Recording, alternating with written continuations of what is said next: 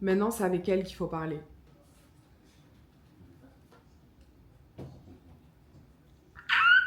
Hello tout le monde! Je dis tout le monde parce que je manifeste pour qu'on soit des millions un jour à regarder cette vidéo. Bienvenue dans ce deuxième épisode de la série Disparaît. Donc Disparaît pour 10 semaines, donc 10 vidéos pour perdre 10 kilos avant mon super voyage de l'été. Je me suis rendu compte en regardant mes autres vidéos YouTube que je ne me présentais jamais. J'ai fait une première vidéo pour me présenter à mes 30 ans, il y a quelques mois, quand j'ai démarré ma chaîne. Mais en fait, depuis, je pars du principe que tout le monde me connaît. Or, c'est faux. Donc, on va se présenter. C'est parti. Intro.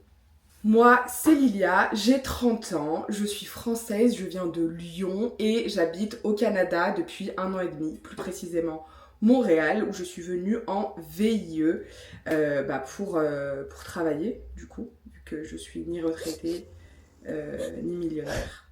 Cette dernière année, elle a été riche en rebondissements, riche en remises en question, riche en plein de choses, à tel point que j'ai perdu près de 20 kilos et que j'ai complètement changé ma façon de vivre en tout point. J'ai donc décidé de faire un dernier challenge puisque 20 kilos c'est bien.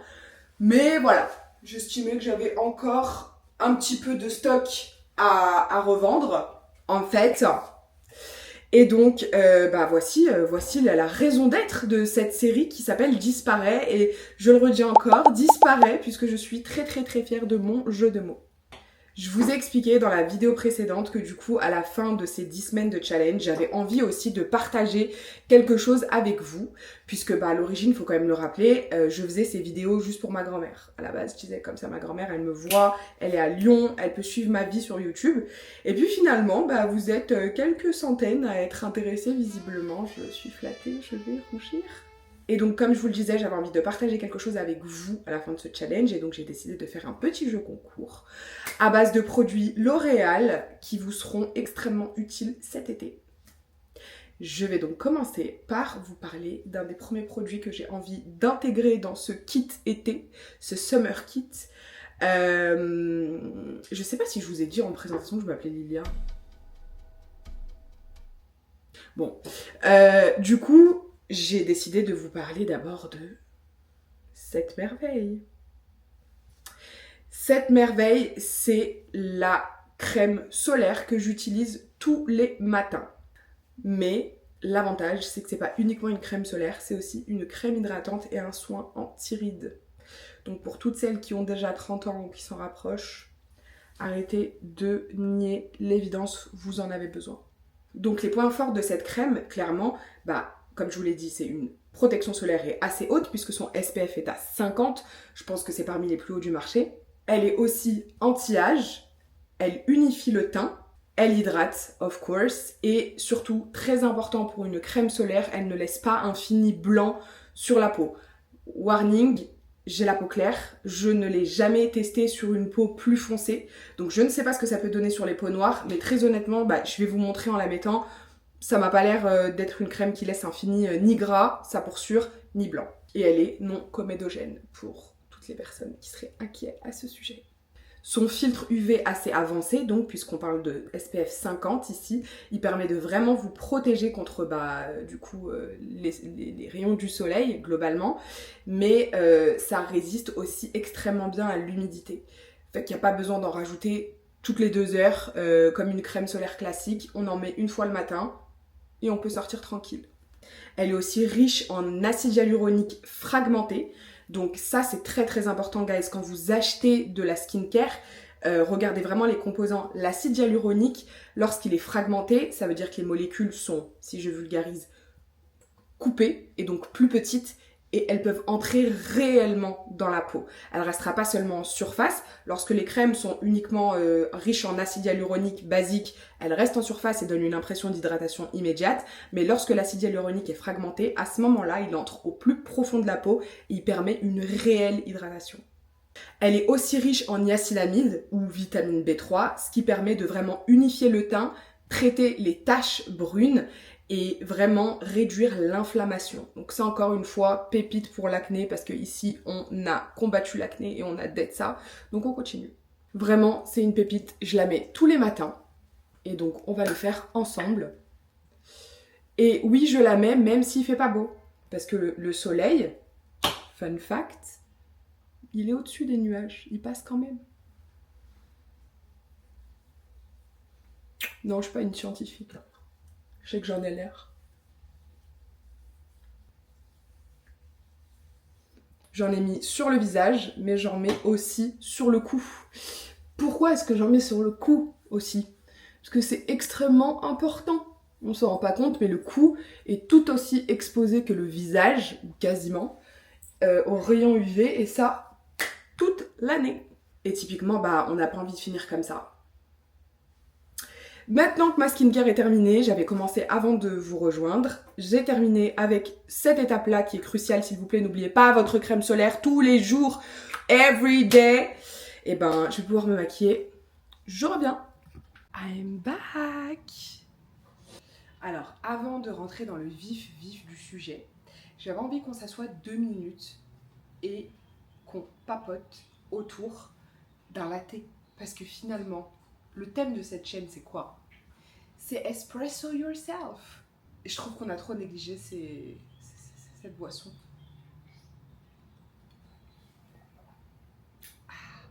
D'ailleurs, ici, une fois sur deux, mon latte est dégueulasse parce que le lait est pourri. Donc, je comprends pas comment leur lait peut pourrir aussi vite ici. C'est un délire. Enfin bref, on n'est pas là pour parler de ça. On est là déjà pour parler des tas de retours que j'ai eu de votre part. Honnêtement, en lançant ma chaîne YouTube à la base, je me disais ça servira que à ma grand-mère, qu'elle puisse voir ma vie, que je puisse la lui raconter. Et puis mes potes, s'ils ont envie de savoir ce que je fais en ce moment, ils ont juste à allumer YouTube et en avant. Et en fait, finalement, non. Vous êtes quelques petites centaines quand même à venir voir ce qui s'y passe. Et je suis tellement touchée. Alors, touchée déjà pour les vues, en fait, toutes les personnes qui viennent voir mes vidéos. Et qui, d'après les stats, en plus, la regardent en entière. Donc, c'est incroyable. Et puis aussi touchée par vos retours, par les messages de mes proches qui m'encouragent forcément et qui me disent que mon contenu est intéressant, mais aussi par les messages de personnes que je ne connais pas vraiment et qui viennent découvrir ma chaîne, ma vie, mes histoires et qui adorent ça. Et je suis aussi extrêmement touchée par des personnes qui, en fait, grâce à mon challenge disparaît, se lancent eux aussi dans une perte de poids. Je suis touchée d'entendre que je peux être une source de motivation à ce sujet et c'est vraiment... soyez bénis quoi. Donc il est temps, je pense, d'aller faire un petit tour sur la semaine qui vient de s'écouler. Donc comme je disais, on est dans la 2e semaine, enfin c'est la fin de la 2e semaine, puisqu'à l'heure où je vous parle, du coup on est le week-end. Je vais vous montrer un petit peu ce que ça a donné niveau nourriture, niveau sport, niveau émotion. En tout cas, ce que je peux vous dire, c'est que ça a été une semaine forte en rebondissement et je tiens à être super transparente sur ça. Pourquoi ? Parce que je sais que le moral, ça a une influence énorme sur notre motivation pour aller au sport, notre capacité à rester concentré dans l'alimentation aussi et à pas péter un câble, manger du sucre, des choses qui nous réconfortent. Donc sachez qu'on passe tous par là. Moi, ça n'a pas été simple. J'ai tenu, vous pouvez tenir. Alors, c'est parti, retour en image. Des petits déjeuners sympas, des déjeuners avec le travail que j'ai même adapté pour que ce soit healthy, beaucoup de fruits cette semaine encore une fois, des wraps, des bagels, encore des bagels, encore des bagels et encore des bagels, pas mal de salades aussi, j'ai toujours des alternatives pour mes boissons pour que ça puisse être sain aussi. Et c'est aussi résister encore à la tentation, mais aussi se faire plaisir, des pâtes c'est ok quand on fait vraiment du sport. J'avais toujours des snacks super sains aussi et puis là ça a été un peu le moment de plaisir de ma semaine où j'ai fait un super bon brunch, c'était excellent. Alors petite aparté moche puisqu'on est sur YouTube et pas sur Instagram. En fait je voulais juste vous partager une grosse frustration. À la maison tout le monde mange des wraps blancs comme ça, des wraps, des tortillas normales. Moi, j'ai voulu faire la fit girl et prendre des multigrains. Déjà, c'est pas bon. Donc, vous savez, quand il y a des substituts aux choses un peu sucrées ou grasses, je vous les donne parce qu'en général, ce que je fais, c'est très bon et je suis pas frustrée. Mais là, vraiment, on dirait que je mange un truc pour les chevaux. Et donc, quelle ne fut pas ma surprise de remarquer que la composition des tortillas multigrains est similaire, voire pire, que celle des wraps blancs. Pourquoi je m'inflige ça, moi? Je vais manger un wrap blanc aujourd'hui. Et c'est ok. Et alors, pour arnaquer mon cerveau, ce que je fais, c'est que je fais des variantes. Genre là, j'ai pas fait un wrap au saumon, tomate et tout normal. J'ai tout mis dans mon mixeur. Du saumon, du Philadelphia, du sésame, des tomates, des oignons cébettes.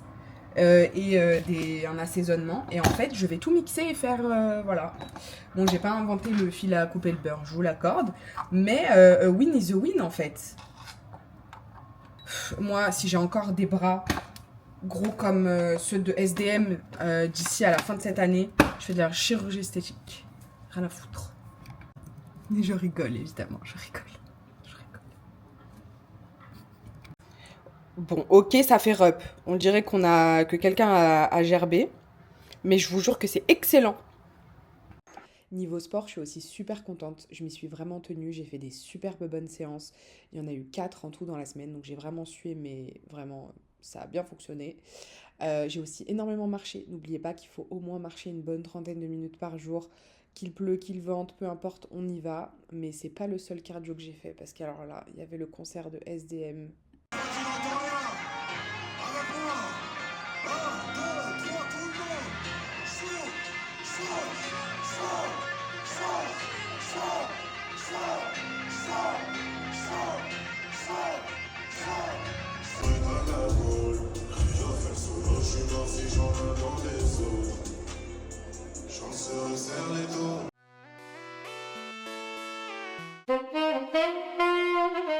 Est-ce que ce serait pas le moment de vous révéler si j'ai perdu du poids ou pas cette semaine? Maintenant, c'est avec elle qu'il faut parler. Cette arme de destruction massive d'émotions. Blague à part, non. Alors, c'est une balance que j'ai achetée sur Amazon qui s'appelle InSmart, qui est très bien puisqu'elle est connectée à mon téléphone. Donc, du coup, en fait, je vois absolument tout ce qui se passe dans mon corps, à savoir si j'ai pris ou perdu de la graisse, du muscle, de l'eau, comment je me positionne d'un point de vue graisse viscérale. C'est toute la graisse qui est à l'intérieur du bide, qui entoure les organes. C'est la graisse qui est dangereuse pour le coup. Donc, c'est parti, hein.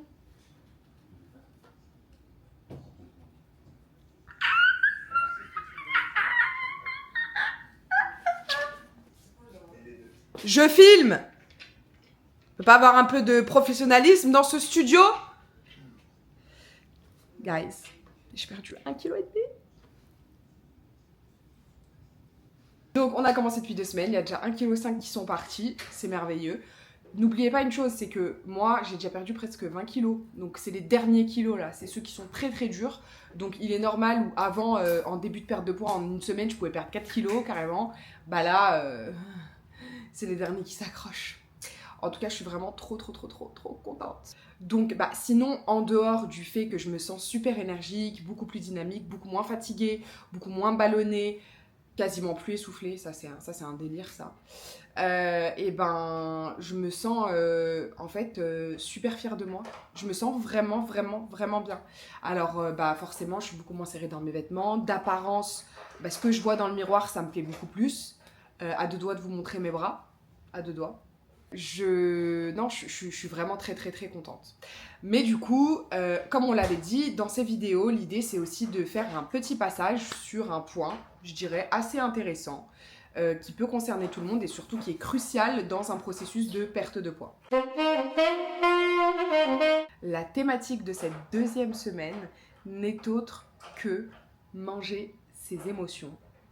On a vraiment beaucoup de choses à se dire, vous et moi. Très clairement, c'est les émotions, principalement, qui m'ont fait prendre énormément de poids au fil des années. Quand je vous dis ça, je vous le dis de source sûre, puisque je n'ai pas de problèmes hormonaux identifiés et je n'ai pas de problème de santé particulier ou je n'ai pas eu à prendre un traitement particulier qui aurait pu me faire grossir.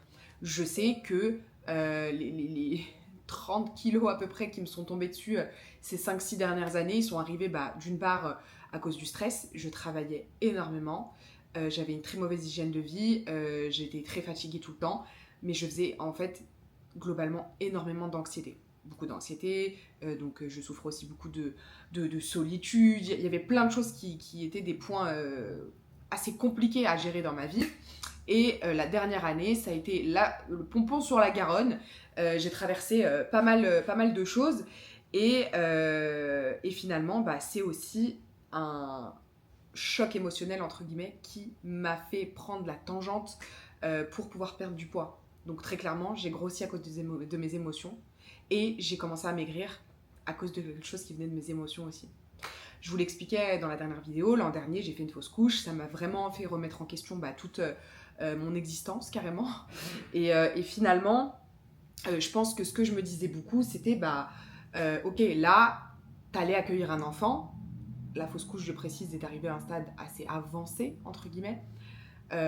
Tu vas accueillir un enfant alors que ton corps n'est pas prêt.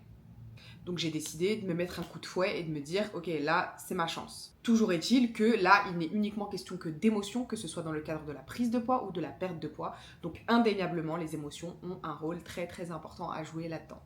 Alors vous allez me dire comment ça marche.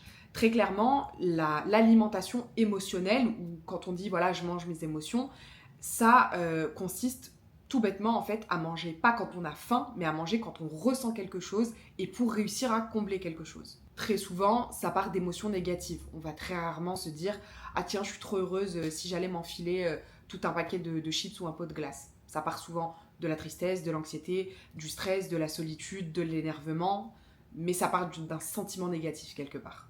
Mais alors, comment ça marche d'un point de vue biologique, entre guillemets ? Biologiquement, dans ton corps, lorsque tu ressens quelque chose de négatif, souvent du stress, de l'anxiété, de la colère, etc., ton corps va sécréter une hormone qui s'appelle le cortisol, qui est l'hormone du stress. Ce cortisol, il va avoir tendance à augmenter ton appétit. C'est chimique, c'est biologique, c'est ce qui se passe à l'intérieur de ton corps. Et il va surtout aussi avoir tendance à déclencher quelque chose dans ton cerveau qui va aller rechercher un comfort food, quelque chose de gras ou de sucré, souvent. Tu vas rarement te dire « Vas-y, je suis trop vénère, je vais manger une carotte ». C'est rare. Derrière, il y a un schéma qui va s'activer dans ton cerveau et c'est ce qu'on appelle le circuit de récompense. Ton cerveau, lorsque tu vas ingérer quelque chose de bon, souvent de sucré, après avoir ressenti une émotion négative, il va associer ça à de la récompense et il va donc sécréter de la dopamine. Ce qui te donne cet effet de « je me sens mieux ». Le problème, c'est que cette sécrétion de dopamine, elle va être temporaire et le plaisir associé va être temporaire aussi. Donc finalement, vous avez l'impression de vous sentir mieux, moins anxieux, moins stressé, moins énervé, moins seul, mais c'est temporaire. Donc déjà, il faut quand même se dire que pour les personnes qui sous-estiment le pouvoir des émotions dans la vie, les émotions, ça a des impacts chimiques dans votre corps. Ça sécrète des choses chimiques. Donc c'est concret, c'est pas que ce qui se passe dans votre tête finalement. Faut savoir aussi que certaines émotions font plus grossir que d'autres. Parmi les émotions qui font le plus grossir, on va retrouver donc le stress et l'anxiété, où circuit que je viens de vous expliquer, vous allez sécréter du cortisol. Cortisol va vous donner faim, va vous ouvrir l'appétit, etc. La seconde émotion, ça va être le stress. Donc là, vous allez aller manger pour aller chercher du réconfort. La troisième émotion, ça va être l'ennui. L'ennui, ça fait grossir parce qu'en fait, on va chercher à aller s'occuper en ayant un réflexe basique qui est celui de se nourrir. On mange littéralement par automatisme à ce stade. Et une autre émotion qui est importante, c'est la colère. Souvent, lorsqu'on est énervé, on va commencer à manger et ça répond à une fonction très simple de notre cerveau, c'est le contrôle. Tu arrives à reprendre le contrôle en mangeant, en ingérant quelque chose. Et ça permet une sensation de calme, vous allez avoir l'impression de vous calmer quasiment instantanément. Donc concrètement, ce qu'on peut dire aussi, c'est que l'alimentation émotionnelle, c'est une stratégie, c'est une réelle stratégie, et c'est une stratégie de survie psychique. Donc, disclaimer, ne vous flagellez pas parce que vous avez tendance à aller manger lorsque vous n'êtes pas bien, parce que finalement, c'est un mécanisme de survie qu'enclenche votre cerveau. C'est donc pas une fragilité, c'est de la régulation et c'est un système qui a plusieurs fonctions. La première fonction, c'est une fonction d'anesthésie. En gros, on n'existe plus en tant qu'individu, en tant qu'être souffrant, on existe en tant qu'un corps occupé. Vous voyez à quel point ça va loin en réalité dans le background là derrière. Le background, rien à voir, c'était pas du tout le bon terme. Meuf, elle veut faire du franglish RAV. C'est aussi une fonction de remplissage, on va aller combler un vide, très clairement. Mais c'est aussi un cercle vicieux. Parce que vous allez partir d'une émotion difficile vers un soulagement temporaire, vers de la culpabilité. ce qui donne à une autre émotion négative et ce qui fait que vous allez remanger. Est-ce que vous voyez où je veux en venir? Et bien là où je veux en venir, c'est que la perte de poids, ça passe aussi énormément par une remise en question de sa vie psychologique. Il va falloir affronter ses démons, il va falloir faire face à ses peurs, à ses doutes, à ses troubles, à ses traumas. Et il faut aller chercher à guérir la source. Tant que vous ne guérirez pas la source, peut-être pas complètement, parce que finalement, est-ce qu'on guérit toujours complètement, je ne sais pas. Mais tant que vous n'enclenchez pas un vrai travail sur ce qui fait que vous avez pris du poids dans un contexte d'alimentation émotionnelle, bah malheureusement, ça va être comme ça. Donc la thérapie qui est nécessaire pour aller soigner le fond, elle peut passer par différentes formes. Évidemment, on peut aller voir un professionnel, un psychologue, mais on peut aussi commencer par des choses peut-être un peu plus simples ou plus accessibles d'un point de vue courage de se lancer. Vous pouvez commencer par écrire. L'écriture, c'est vraiment un exutoire. Vous pouvez aussi lire. La lecture, c'est aussi un moyen d'aller apprendre à se connaître, d'aller libérer ses pensées, d'aller prendre des avis. Ça peut être des lectures plus légères, mais il y a des lectures psychologiques qui sont à la portée de tous et qui sont extrêmement enrichissantes et qui permettent de comprendre beaucoup de choses. Et il y a aussi la spiritualité. Je ne vais pas rentrer dans le débat sur ça, mais chacun voit midi à sa porte. La spiritualité peut aussi énormément aider à traiter des problèmes de fond. Je pense que c'est un ensemble de choses qu'il faut faire et mettre en place. Mais là, tout ce que je viens de vous donner, c'est gratuit. Donc commencez pas à me dire « Oui, mais Lilia, il faut de l'argent pour gna gna ». C'est pas vrai. C'est pas vrai. Tout ce que je vous dis là, ça peut être gratuit. Les livres peuvent être empruntés gratuitement à la bibliothèque. L'écriture, ça nécessite une feuille et un stylo. La psychothérapie, aujourd'hui en France, je sais qu'une séance par mois de psychologue est remboursée.